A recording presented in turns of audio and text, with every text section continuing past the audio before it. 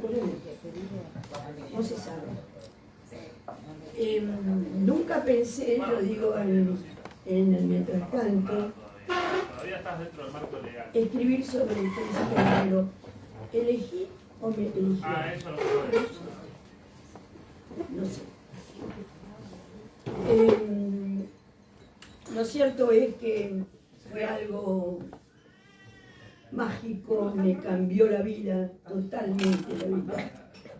Yo escribía a escondidas desde muy chiquita. Yo empecé a enamorarme de las palabras literarias desde que hablo. Mi tía era profesora de arte escénico y me decía poemas cuando yo tenía 4 años y todavía me acuerdo de esos poemas. Y me gustaba subirme al escenario.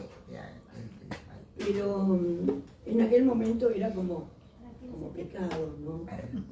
Seguir actuando. Y me pasó que a los 9 años estaba escribiendo una obra de teatro, un guión. O sea, yo empecé con el teatro. Acá de paso está Juan Ángel, socio, que es de Argentores y que le agradezco haberme introducido en Argentores, ¿no? Yo volví a escribir teatro y a actuar, me encanta. Pero ocurrió lo siguiente. Estaba escribiendo un guión teatral cuando mamá me dice, pero Ana, ¿qué estás haciendo con la luz prendida a esta hora? Le obedecí, apagué la luz.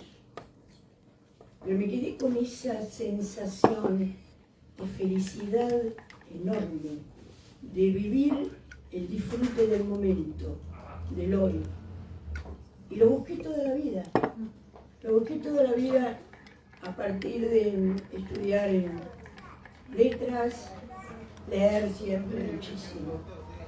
Y bueno, después di clases, me perfeccioné en España, gané beca a Madrid durante un año y después estudié psicología, estuve en Los Ángeles, California, en UCLA, pero siempre también buscando, yo escribía a escondidas, no me animaba a publicar.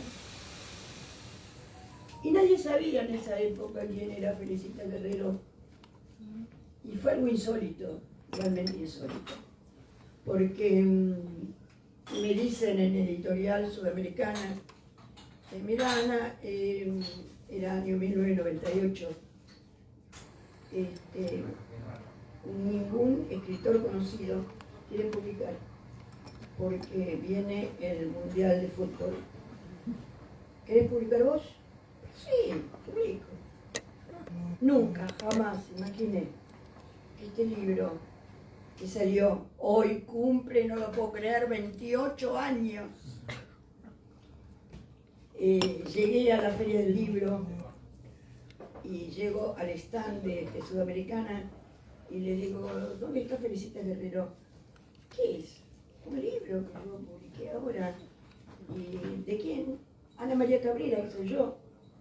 Bueno, nunca imaginé que a los 2 meses estaba en Clarín, Nación, la capital de Mar del Plata, Mendoza, en la lista de los bestsellers, y que en no ficción estaba José Sebrelli, La era del fútbol, y ficción, Ana María Cabrera, Felicita Guerrero. Bueno, Felicita cambió mi vida porque de ahí en más no paré de escribir. Y recuperé, yo recuerdo que le dije a la psicóloga que me atendía en esos momentos, gracias por ayudarme a encender la luz. Ahí fui descubriendo la alegría que da la creatividad. Les cuento que en los años 70, ni se conocía el tema de los talleres, di talleres de libre expresión para chicos en preescolar. y me di cuenta que ellos no lo necesitaban. No, para nada. Por ejemplo, ellos no sabían leer ni escribir, yo les ponía les contaba un cuento y en una hoja con rayitas contaban otro cuento que ellos iban recreando. Yo recuerdo un chiquito, y le digo, ¿cómo no me habías hablado de otro personaje? Ah, no, ahora se cayó de la hoja. Ellos no necesitan, ellos son metáfora pura. Entonces, cuando se inició el Plan Nacional de Lectura, ahí entonces me llamaron para dar talleres por todo el país, pero ahí tomé a los niños como mis maestros y para adultos juguemos con las palabras. Esa sensación es tan indescriptible, ¿no? Eso que siente un niño, todos somos niños, todos tenemos ese niño dormido, ¿no? Que una vez que lo despertamos, podemos crear, pintar, bailar, hacer música, todo, porque lo tenemos adentro. Lo tenemos dormido por los prejuicios sociales, por los límites que da la educación formal. Y bueno, cuando lo encontré, mi vida cambió totalmente, porque vivir de otra manera, cuando uno despierta a ese niño dormido. Fíjense que si observan a un niño de 3 años, él, supongamos, se cree que es ahora, no sé, ¿no? Pero en una época, cuando yo era chica, bueno, un cowboy o no sé qué, ¿no? Y él se siente así, y vive eso totalmente. Pero cuando la mamá le dice, Juancito, vamos a comer, él sale de ese personaje y va a comer. Pero mientras está, lo disfruta totalmente. Y les aseguro que escribir o crear cualquier manifestación del arte es volver a jugar, volver a vivir ese niño que lo tenemos dormido. Si ustedes se acuerdan de la película La Sociedad de los Poetas Muertos, ¿se acuerdan, no? Cuando lo desestructuró y el chico ese que no podía decir ninguna metáfora, lo provoca y lo provoca y lo provoca el profesor hasta que él grita y pega un grito desde adentro y ahí despierta a ese niño que tenía muy adentro. A mí me cambió la vida también, les aseguro, porque viví ya no buscando objetivos, sino intuyendo, dejándome guiar más por la intuición. Por eso digo que nunca sabré cómo, cuándo ni por qué elegí escribir sobre Felicitas Guerrero. Elegí o me eligió. Nunca lo sabré. Es algo que, ¿cómo se les puedo decir? Que nos elegimos mutuamente y cuando se van a dar las cosas, se dan como causalidades. Cuando un personaje tiene que ser para mí, o para recrearlo. ¿Y de qué me sirvió la psicología? Bueno, sirvió para que en los silencios de la historia, todos mis personajes, ninguno vive en los diccionarios.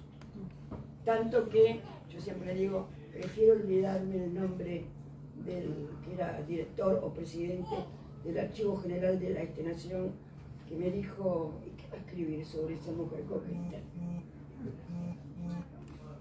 Y bueno, y después se me fueron dando las cosas solas, porque es presuponer, es, por otro lado, es muy difícil de explicar, pero es dejarme llevar por el camino que me van indicando cada día. Porque ahí está. Me llama una amiga una vez, que estaba en Pinamar, y me dice, Ana, venite, aunque sea 2 o 3 días. No, le digo, tengo que escribir todo el tiempo, y qué sé yo, no, que voy a ir, venite, después nosotros te llevamos de vuelta a Buenos Aires. Y le digo yo, bueno, voy, está bien, pero yo voy a escribir. Y entonces, ni un día de playa, les cuento, ni un día de playa tuve.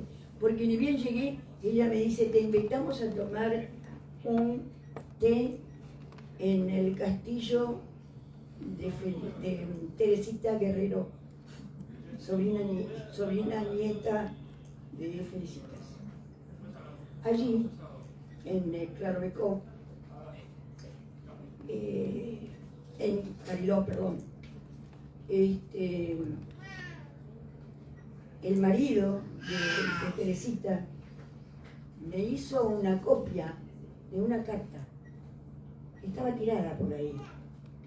Y entonces yo quise morir, porque cuando leo eso, ellos eran 11 hermanos, ¿no? Y ella era la mayor, la casaron con un hombre casi, no sé si no era mayor que el padre, muy rico, que es todas las playas, las mejores playas eran de ellos, Pinamar, Cariló, Valeria del Mar. Valeria era la sobrina. Bueno, y entonces, ¿qué pasó? El hermano que le seguía, Carlos Francisco Guerrero, se decía que era el pionero del campo argentino. Cuando yo leo esa carta, no lo podía creer. Ella, Felicitas Guerrero, le decía a su hermano cómo trabajar saladeros, cuándo vender tropilla. Eso no se dijo nunca. A ella se la tapó como la mujer más hermosa de la República. Así la llamó Carlos Guido Escano y fue el primer título, ¿no?, de mis Felicitas. Pero bueno, yo tuve una nota, bueno, podría hablarles años, con Teté Cutarot, que me gustó mucho, y que hablamos de cómo a veces la sociedad, los hombres, tapan con la belleza, la intelectualidad de la mujer. Y el caso de ella, ¿no?, que ahora es una periodista. Pero yo esta mañana, no lloro, ¿no?, pero estaba como con ganas de llorar toda la mañana, porque el libro es, como dice Borges, tanto y en cuanto se encuentra con su lector. Y este libro fue creciendo en hechos, en gente que conocí. Este libro ya no es mío, este libro es del mundo, es de un montón de gente. Eso es hermoso, es hermoso. Fíjense ustedes que, bueno, les puedo nombrar mucho, pero quien defendió, lo único que se sabía cuando yo escribí es que, fíjense qué casualidad, todo se mezclan, hay una mezcla de tiempos, ¿no?, de tiempos y de personajes. Yo vine de Estados Unidos a la casa de mi tía, que vivía sobre la calle Isabel la Católica, y es la misma calle de la capilla de Santa Felicitas. Estaba casi por derruida. Y mi tía, como la gente de Barracas, nada más, el resto no sabía nada, sabía del crimen del 29 de enero de 1872. Los diarios de la época decían, un enamorado despechado. Hoy ya sabemos que un violento es un enfermo, es un enamorado despechado. Enrique Ocampo, nada menos que sobrino, tío de Victoria Ocampo, y relacionado con la familia Bember. Él la perseguía. Entonces, en la noche del 29 de enero, ella ya viuda de Álzaga, muere cuando ella tiene 24 años, tuvo una vida muy triste. Yo también quiero recordar en estos momentos, bueno, todos van a participar acá, ¿no? Pero a mi gran amiga, María Kodama, muy amiga mía, que ella me acompañó en toda esta historia, tanto que me llamaba felicítase, María. Y cuando viajaba ella, decía, ay, qué linda historia que está haciendo tu amiga. Linda para todos menos para ella, es verdad, porque Felicitas en el año 69, 1869, se le muere su nene de cólera a los 3 años. Cuando yo tuve que escribir esa escena de la muerte, fue terrible, ¿no? Después en noviembre, eso fue octubre del 69, en noviembre muere la abuela de ella, Catalina Montes de Oca, que la adoraba, abuela materna.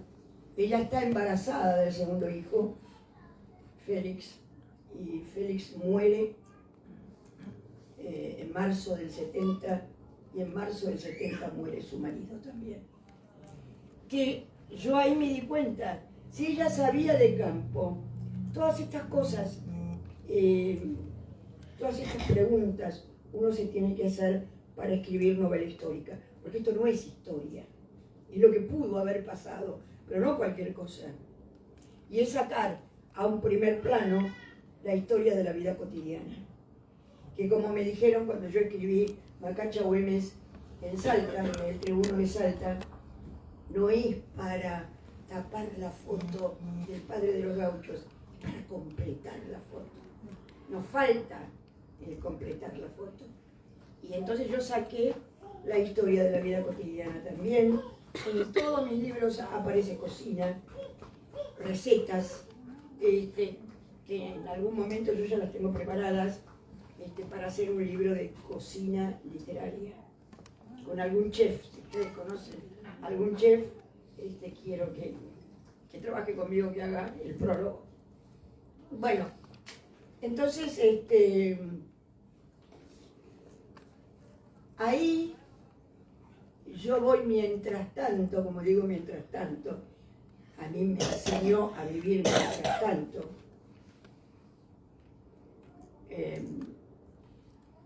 La figura de don Martín de Álzaga se enaltece ante mí, porque digo, ¿quién le enseñó sobre campo? Su marido. Y en aquella, porque la familia Guerrero no sabía de campo. Entonces, no habrá sido el gran amor, pero fue un excelente compañero. Cómo la hizo, cómo sabía trabajar saladeros y tropilla. Y además, con la plata de ella cuando murió, trajeron los primeros Aberdeen Angus, los guerreros, y las, ¿cómo se llama? Las pardos suizas. Bueno, pero todo eso ¿de dónde nació? De Álzaga. Entonces Álzaga fue un muy buen hombre, buen compañero en aquella época. ¿Qué le va a enseñar a una mujer tareas de campo? Entonces lo charlábamos, así hago participar a todos con Juan Ángel Socio en encuentro de argentores que teníamos ganas de, tenemos algo escrito sobre la sobrina Valeria, por eso se llama Valeria del Mar. Valeria cumplió el sueño de su sobrina, porque ella sí fue estanciera hasta los 90 y pico largos, y dirigió su estancia, y fue muy querida, regaló terrenos a los obreros, no, maravilloso. Pero ahora les quiero contar también que cuando vuelvo a la noche trágica del 29 de febrero de 1872,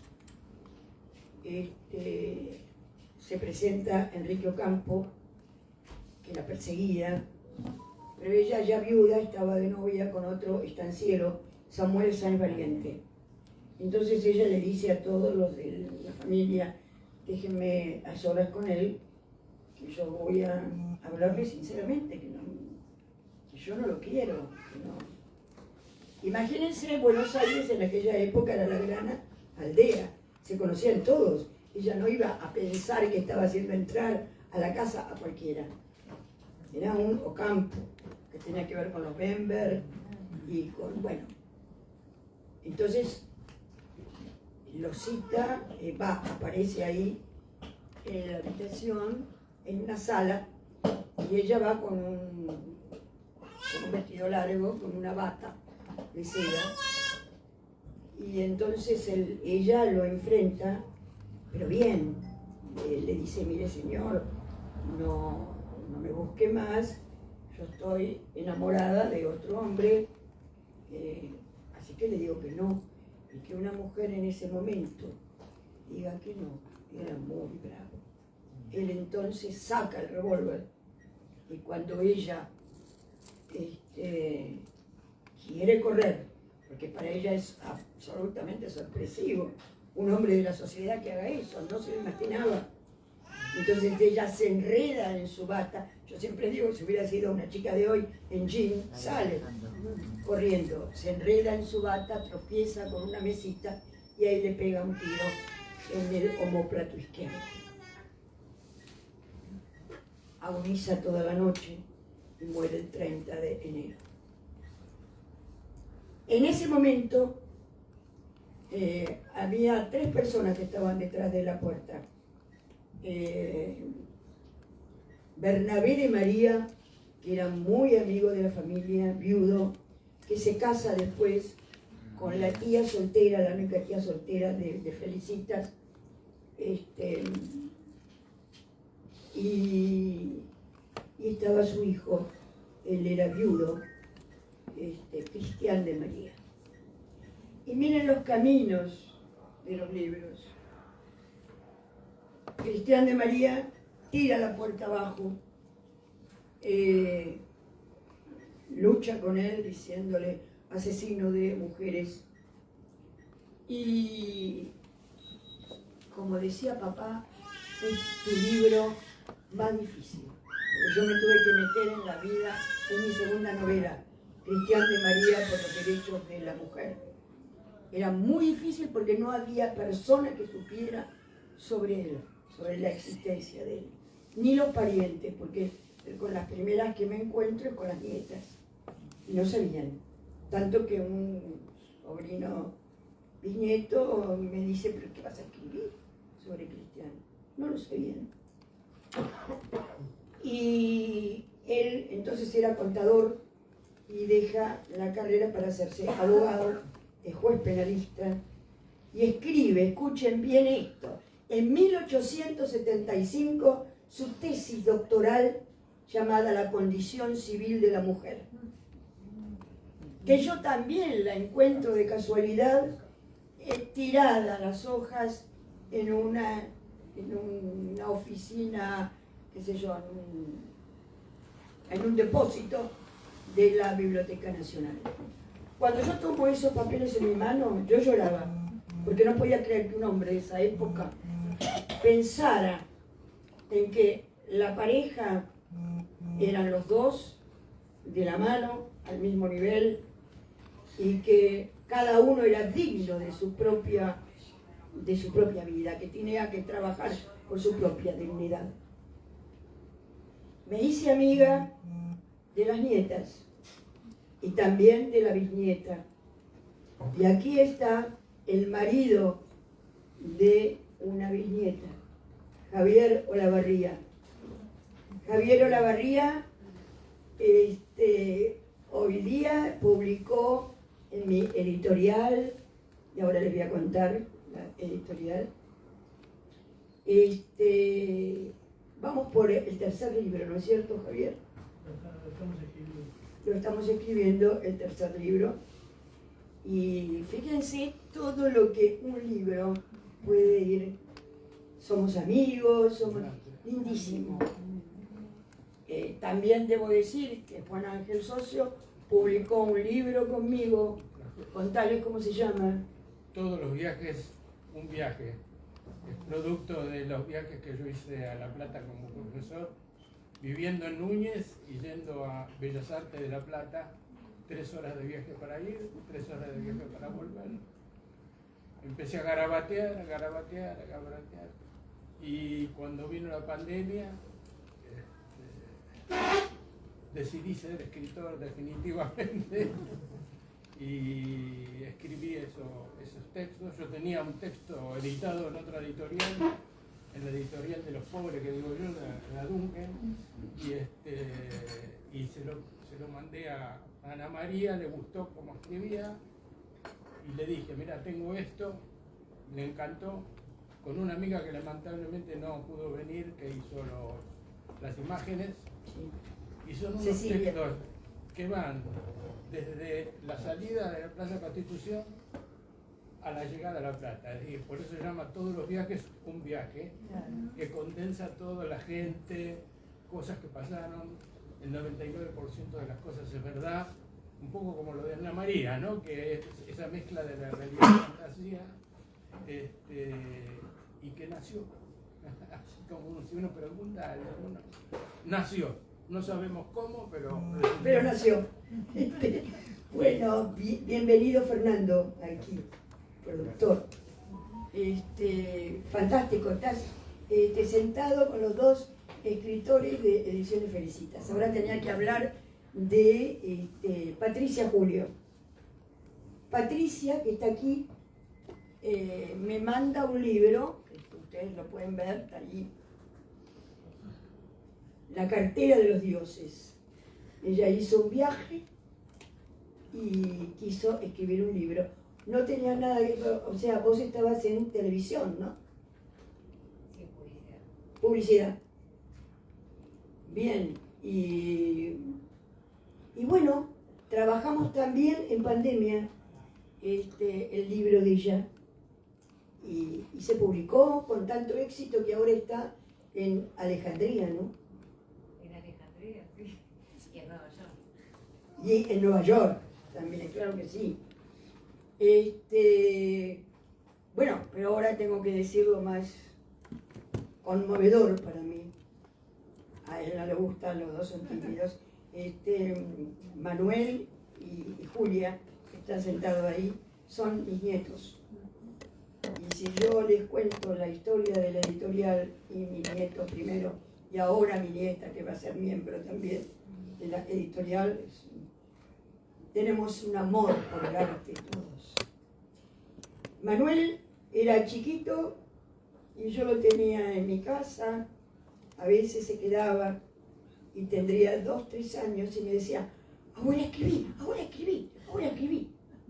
No sabía qué era eso. Pero yo después, cuando imprimía, le daba las hojas. Mirá, Manuel, estamos haciendo Felicita juntos, estamos haciendo Felicita juntos. Una mañana se va, yo me había levantado, él estaba en casa, chiquitito, y se levanta en pijama y con una cara me mira y me dice, Felicita salió de mi cabeza. Y entonces yo le dije, pará, lo paré como una persona grande. Tengo que agradecerte que me ayudaste, sí, debo reconocer. Tal vez algún día escribamos un libro juntos, pero este es mío, ¿eh? Ahora, toda la gente, ¿no?, de la editorial, yo misma, se admiró que estuvo en todas las vidrieras en el año 1998.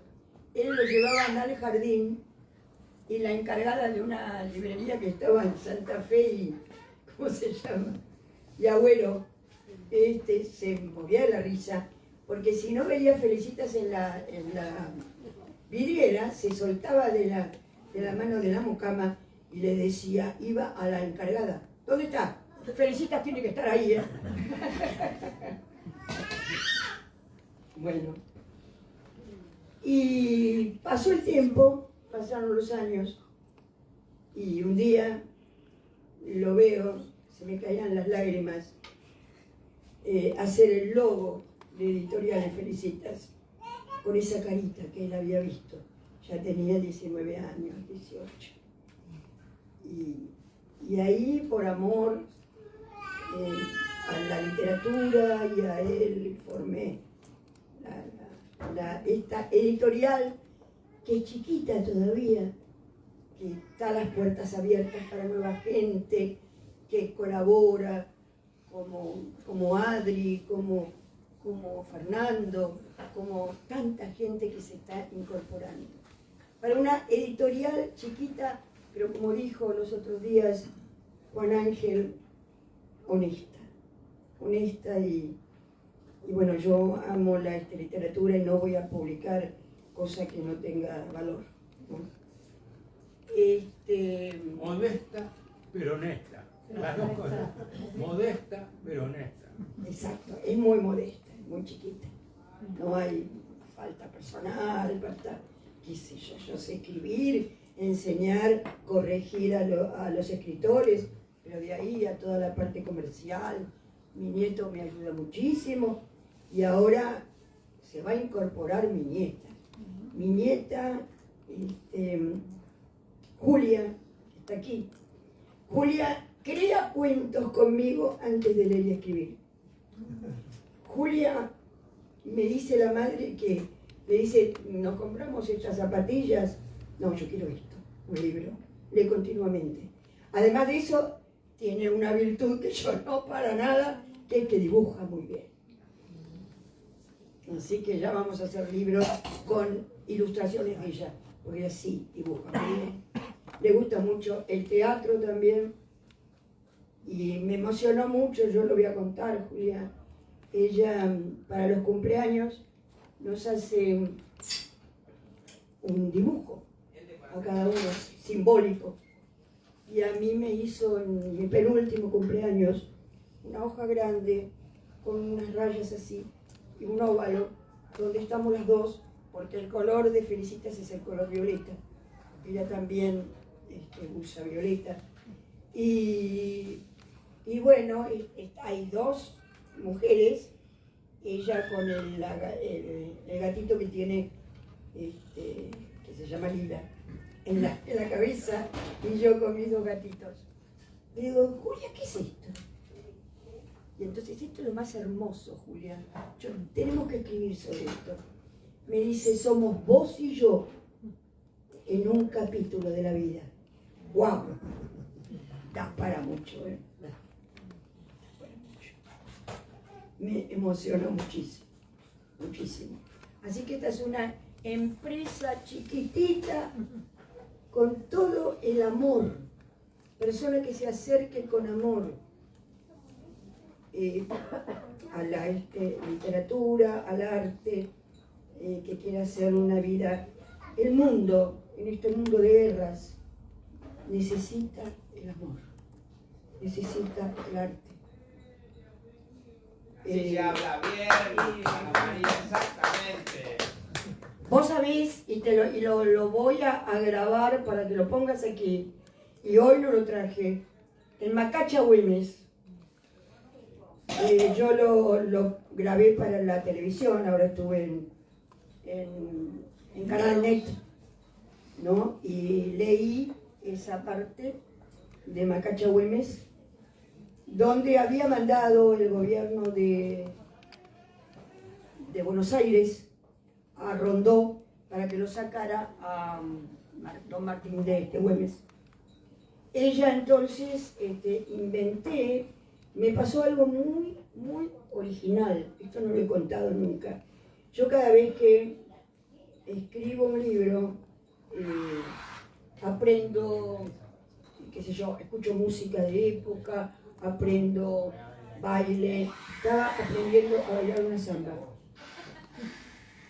Y sentí como que era Macacha con Rondó.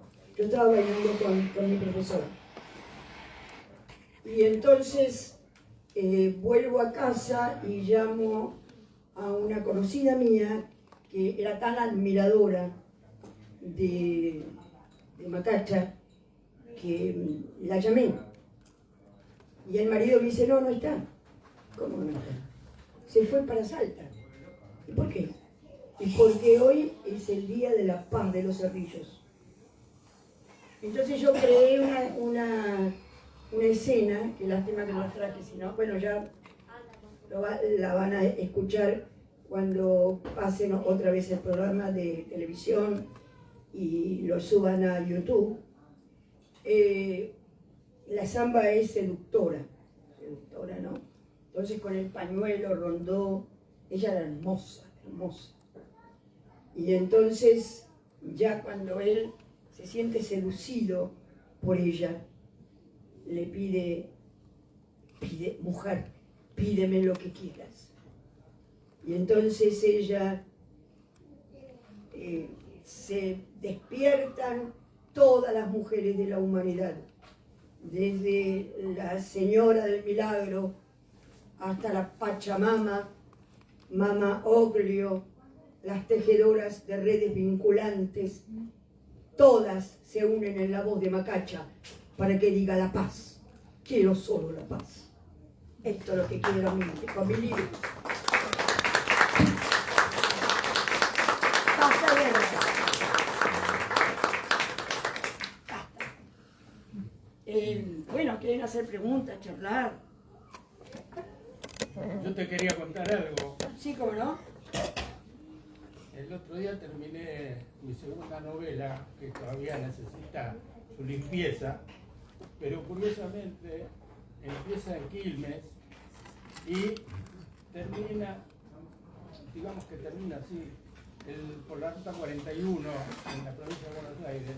La ruta 41 es una ruta que cruza la ruta 29, que está, tiene no sé de dónde, pasa por General Belgrano, cruza el río Salado. Ah, río Salado. ¿No?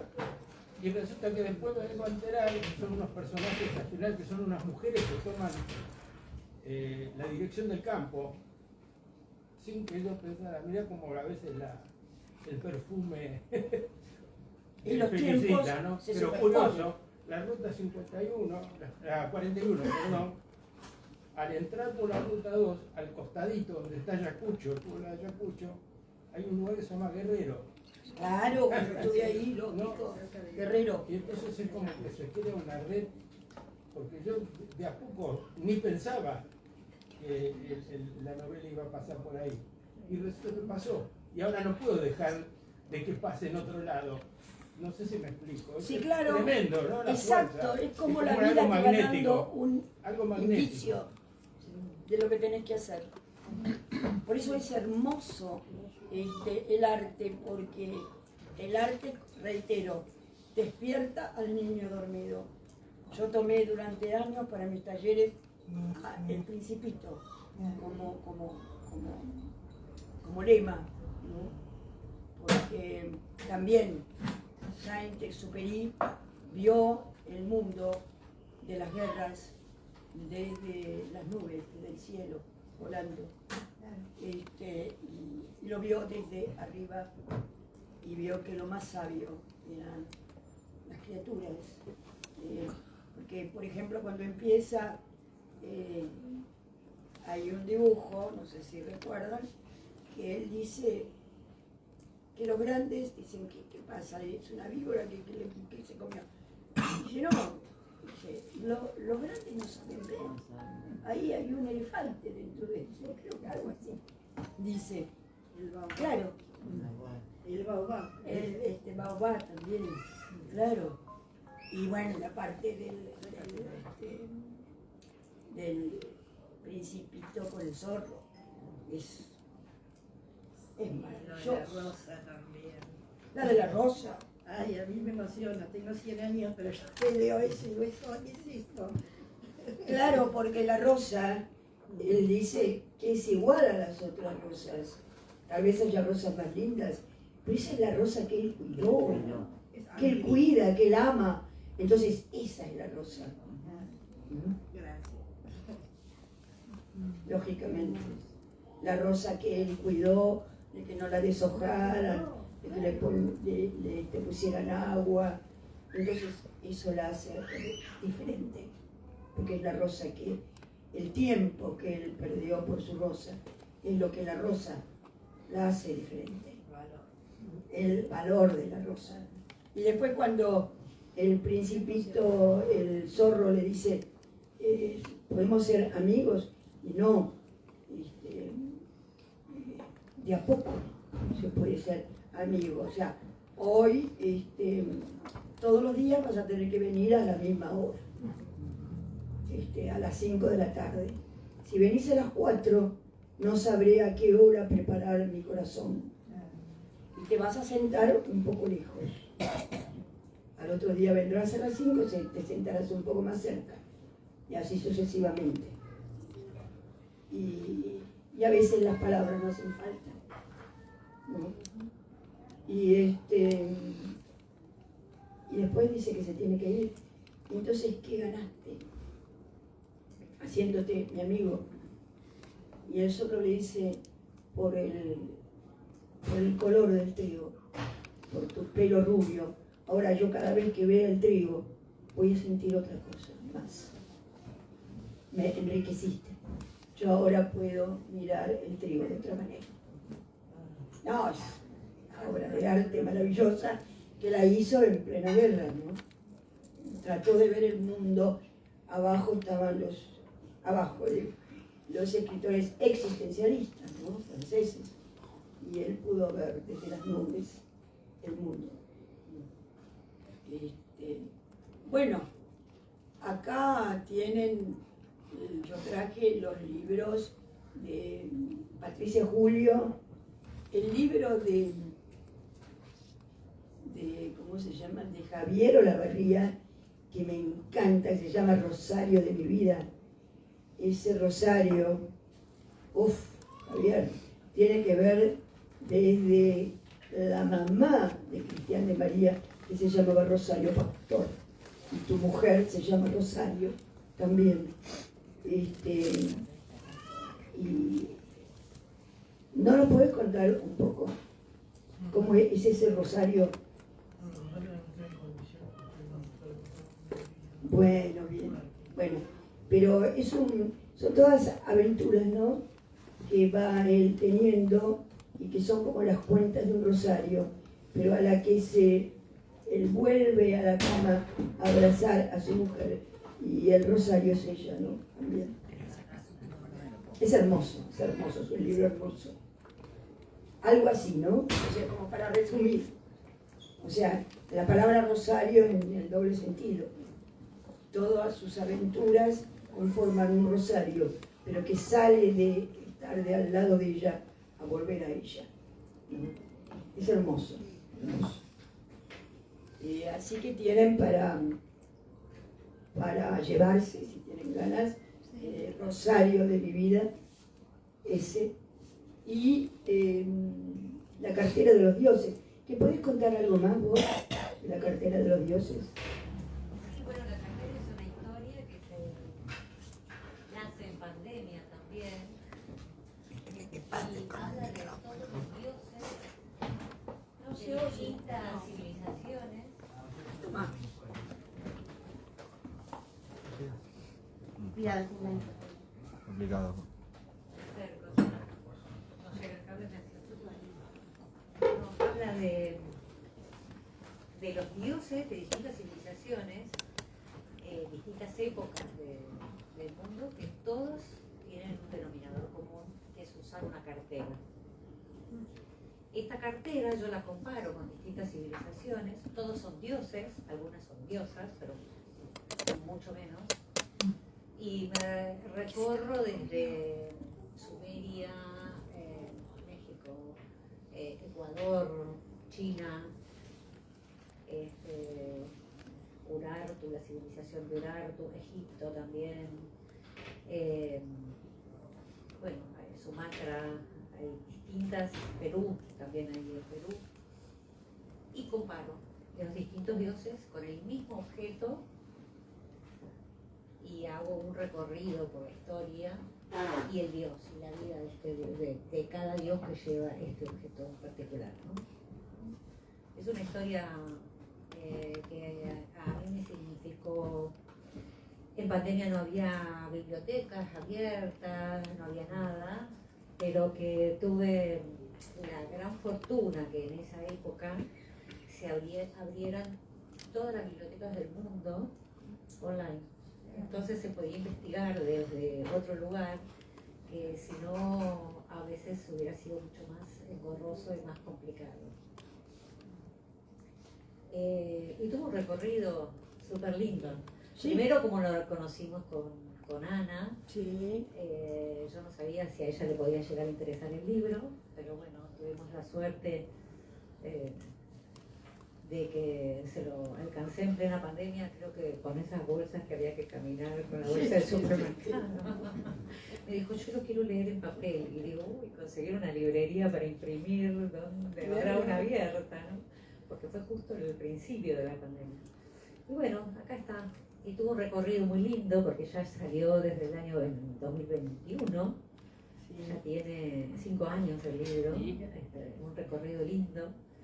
Y con Ana un día nos avisaron que el libro estaba en la Biblioteca de Nueva York, Sí. en la Biblioteca de Harvard y en la Biblioteca Pública del Congreso. El Congreso De Congreso. Estados Unidos. Ella fue. Ediciones Felicitas también está en esos. Es humilde, chiquita, Pero tiene un recorrido, Tiene un recorrido. Sí. Ya lo creo, Así ya que lo creo. ha sido todo un placer y felicitaciones por los 28 años de recorrido Un montón. y de alegrías que te Conté todas las cosas que pasaron. En la vida de los lectores. La última, voy a contar una de las últimas. Estaba en una conferencia hace poco, hace meses, y hablándonos sobre otra novela, Mía Regina y Marcelo, un dueto de amor. Viene una chica muy excitada, muy qué sé yo, con una cámara, y me dice, ay, Felicitas, yo tengo Felicitas. Dice, yo le fui a pedir a Felicitas y acá viene. Entonces estaba un muchacho alto con una nena pelirroja divina. La llamo Felicitas porque yo le pedí a Felicitas y tengo esta nena. La cantidad de gente que me ha llamado para decir que le pusieron a las nenas Felicitas es increíble. Increíble. Después pasó algo también, una descendiente tuvo sueños, premoniciones y tenía pareja y le dijo que ella se quería casar en Santa Felicitas. Y no se podía casar porque es la única iglesia que no tiene nave central para poder caminar para casarse. Y ella fue a hablar y el marido, y la casaron, pidieron permiso y la casaron. Y la nena se llama Felicitas, tuvo una nena, claro que sí. Y me pasó también que al llegar a la editorial, tomaba café yo con la secretaria a veces, mientras estaba escribiendo, y bueno, me contó, mirá, vos sabés que, qué sé yo, le digo, ¿tenés pareja? No, no tengo, mirá, y yo me siento sola, qué sé yo, estoy separada, y bueno, y ahora me acordé de otra cosa, bueno, digo, yo se lo dije en chiste, medio chiste. Bueno, ahora escúchame, ahora esta Felicitas entró y ya se te soluciona la vida. Entonces, pasan los años y la vuelvo a encontrar en la editorial. ¿Cómo estás? Ah, feliz. Dice, porque formé pareja. Digo, ¿cómo fue? Felicitas, me dice. Insólito.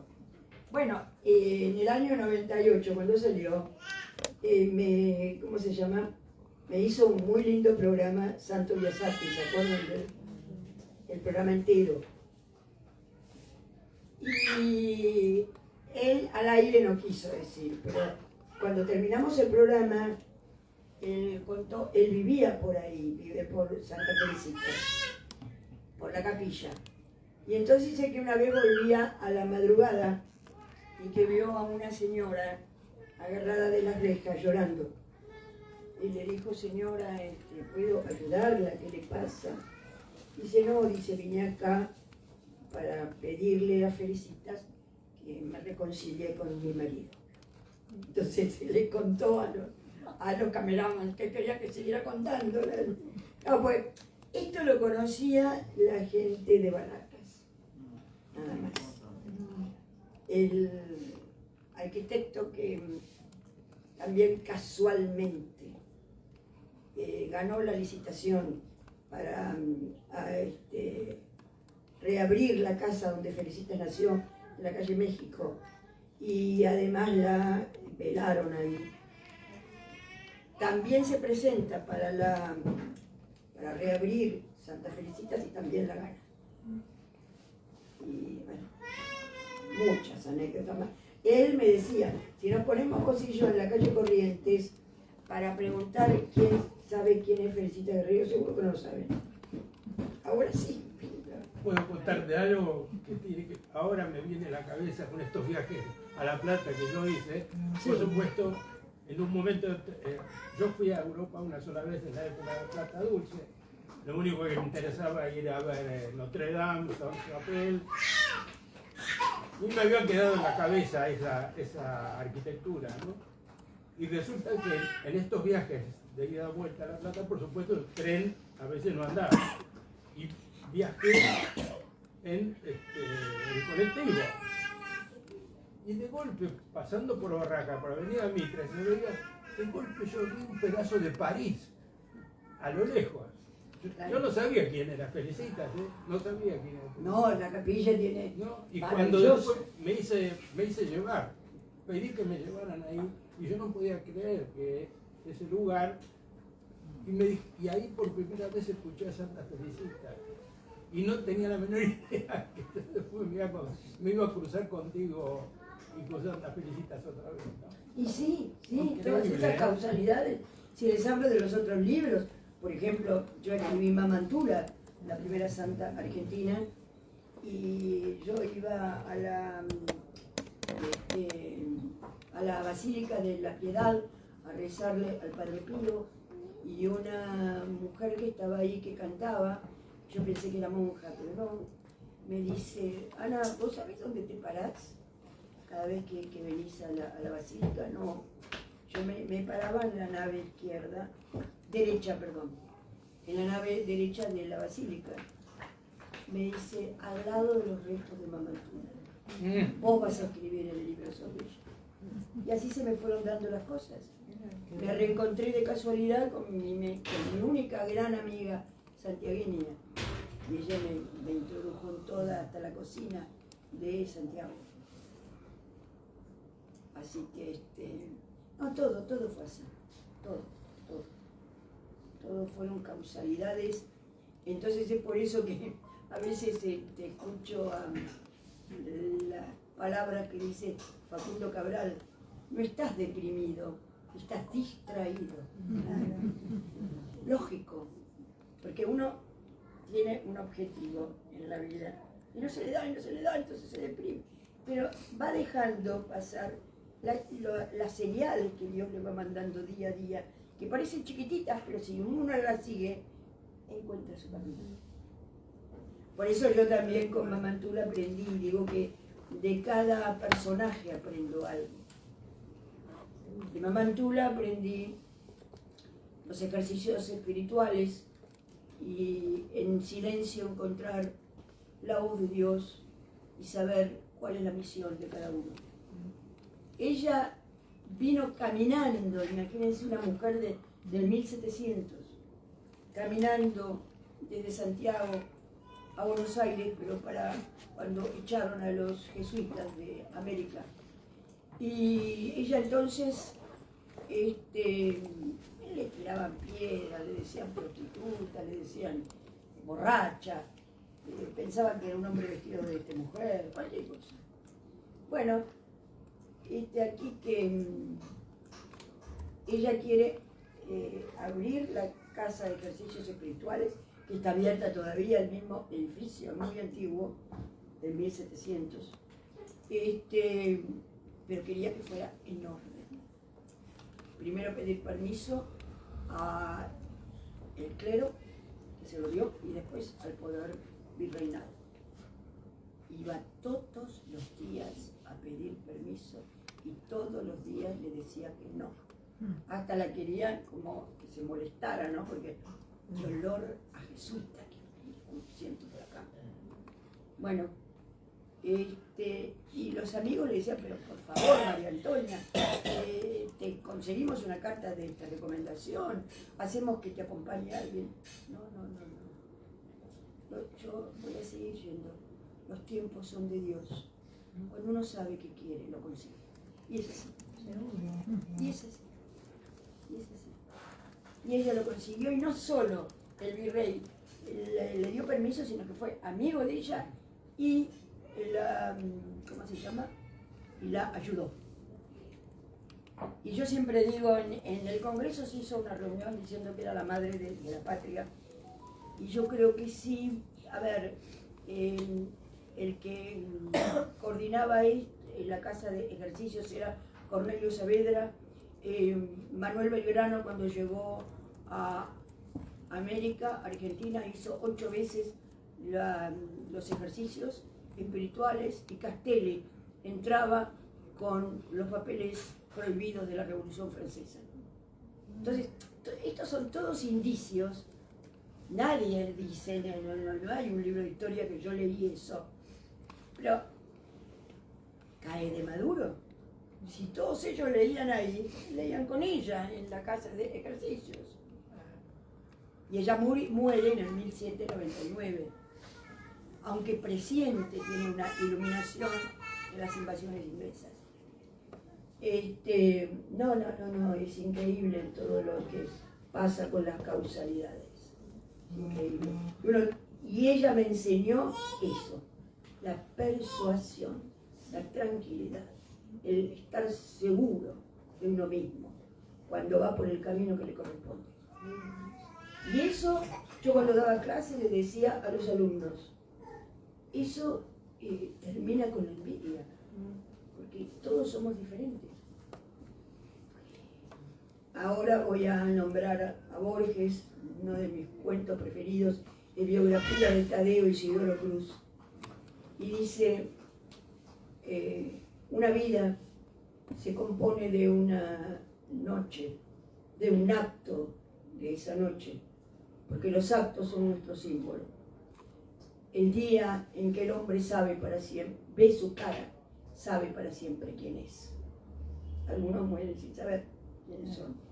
Y en otra frase dice, una vida, un destino no es mejor que el otro, pero cada cual debe acatar el que lleva adentro. Y yo le decía a los chicos, ¿no? Si uno siente eso, que envidia, porque somos todos diferentes. Cada uno tiene que acatar lo que lleva adentro. Y si lo hace bien, esa es la misión. Así que, bueno, ¿Cómo estoy se llama el libro de contentísima. Borges? No, ¿cómo? ¿Cómo se llama el libro de Borges que nombraste? El cuento se llama Biografía de Tadeo Isidoro Cruz, que da toda una, que es el amigo de Martín Fierro, ¿no? Lo toma del otro lado. A mí me encanta Borges, lo sabe Javier, enseño al escribir con Borges siempre. Una maravilla, una maravilla. Y nunca pudo ganar un premio Nobel. No. Ana María, Es un honor. una pregunta sobre Felicita. Sí. Decías que fue No se te escucha. en el 98. Pero sí, el premio Cervantes.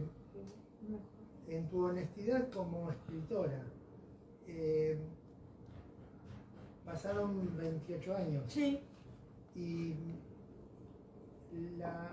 la conjunción entre realidad y ficción del libro. Ahora, recopilaste información después de haber hecho el libro, pregunto, en donde ¿no estuviste tentada en algún momento a hacer una nueva versión o No. modificar algo con respecto, porque supongo que como tiene partes reales, debes saber la realidad, la información que te llegó a posterior, lo que estaban contando recién otros escritores también, que se van nutriendo y que van apareciendo cosas nuevas. No, pero las cosas iban apareciendo mientras yo escribía. Lo que le pasó a la gente después, no, qué sé yo, se podría escribir. Sí hice un mientras tanto, ¿no? Después del libro, todas las cosas que fueron pasando. Y después, María Kodama me decía siempre, ¿por qué no escribís la trama? Yo a los 25 años escribí Tramando, porque es el otro lado de la historia. Claro, es como, a ver, la palabra texto en latín, texto y tejido vienen del mismo origen, ¿cierto? Entonces los nudos que están detrás sería la trama, ¿no es cierto? Y bueno, escribí esto y la dejé libre. Sí, hay dos escenas que yo puedo leer. Una leí hoy, a ver si la encuentro, en Chiquitita, cuando ella muere.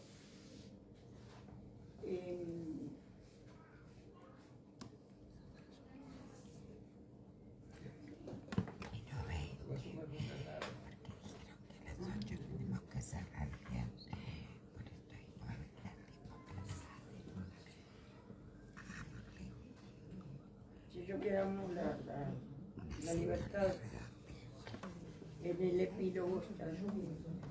Yo creé un personaje que es una nana que la cuida muchísimo y que me di cuenta después que yo le había puesto el nombre de mi abuela materna.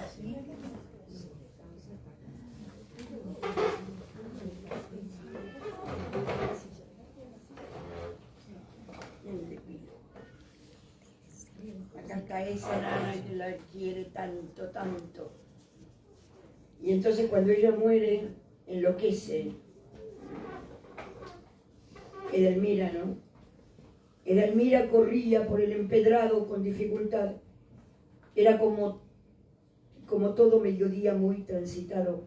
Los muchachos se daban vuelta curiosos al verla en medio de los carruajes.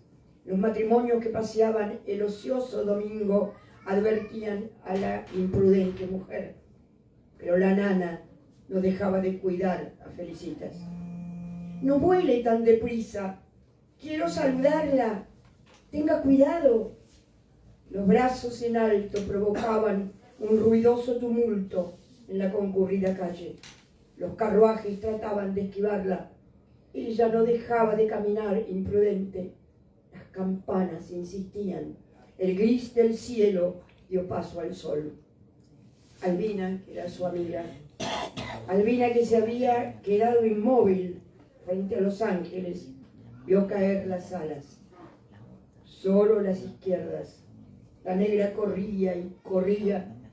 Yo la entiendo. Usted quiere ser libre. No puede estar por los siglos de los siglos encerrada entre las rejas de su capilla, siempre llorando. Edelmira se puso a gritar. Mi niña, el hombre la partió por su ala izquierda. Ahora sí, reía como nunca. Ahora tiene las dos alas. Usted nació para el amor y la libertad. Vuele, yo voy a cuidarla hasta que se vaya. ¿Tiene eso? Todos mis libros son de la paz. Todos terminan por la paz, con la paz. Basta de guerras. Realmente estamos viviendo una época terrible. ¿De Bueno, qué libro eso que comentaste recién? Disculpa. Felicitas. Del libro este. Sí. Gracias. Bueno, lo que quieran que le firme Felicitas. Felicitas. Santa Felicita. ¿Por qué dicen Santa Felicita? La única santa que tenemos acá en Argentina es Santa Julia, ¿no? Claro, porque las santas, los padres para hacer la capilla se inspiraron en dos santas, pero Felicitas muy antiguas. En la época Son de santas Cristo. felicitas de otro país, otras. Claro, otras. Sí, ella fue santa. Muy bien. La única santa argentina es Mamantucha. Realmente maravillosa. Fue hacia donde la llamaron. Hacia, no hizo discriminación ni de cultura, ni de nada, ni de religión, fue a donde la llamaron para poder mejorar la vida también. Gracias a Bergoglio.